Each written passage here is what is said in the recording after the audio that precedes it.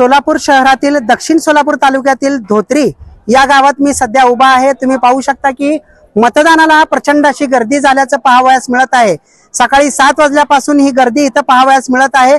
दक्षिण सोलापुरातील धोत्री हे गाव लिंगायत समाजाचा म्हणजे संख्याचा गाव मानलं जात आहे।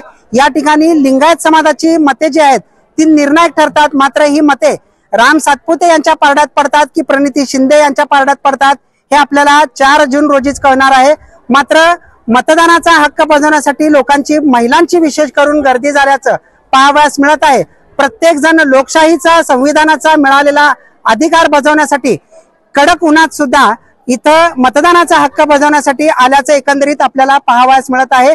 दक्षिण सोलापुरातील धोत्री या गावात सध्या लिंगायत समाजाची मतं जी आहेत ती निर्णायक ठरत असतात। त्यामुळं मतदानाचा हक्क बजावण्यासाठी मोठ्या प्रमाणात विशेष करून महिलांची गर्दी झाल्याचं पाहावयास मिळत आहे।